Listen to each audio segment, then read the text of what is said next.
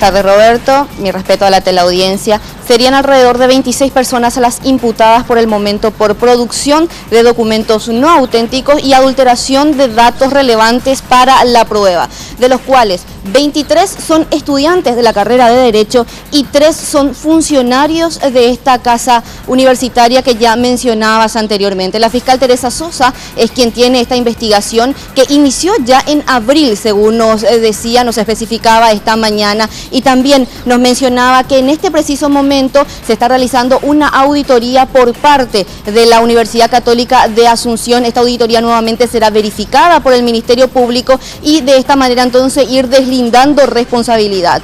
La fiscal del caso destacaba que algunos alumnos ya llegaron hasta la sede del Ministerio Público arrepentidos, por así decirlo, y están haciendo su declaración indagatoria voluntariamente, aportando datos muy interesantes. Ahora, lo que quiero aportar, ¿sabes, Roberto, cuánto costaba alrededor? Eso te quería preguntar, sí. Claro, modificar un acta de calificación costaba entre 700 a 900 mil guaraníes, dependiendo la cara del estudiante. Por lo menos esto es lo que manifestaba la fiscal del caso. Ahora, ¿cómo se detectó esta irregularidad? A continuación, la agente fiscal menciona.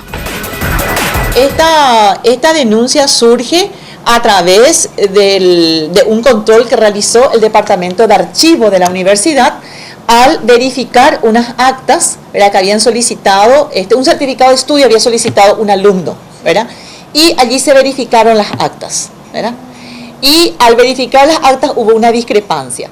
A raíz de ello se informó al decanato de la Facultad de Derecho. La Facultad de Derecho a su vez hizo una investigación preliminar de las llamadas 34 actas, y allí se observaron estas irregularidades. Luego, un profesor de la Cátedra de Derecho Penal de la Facultad de Derecho de la Católica realizó la denuncia ante el Ministerio Público, y luego la universidad, ya con una auditoría realizada, formuló también la denuncia ante la Fiscalía.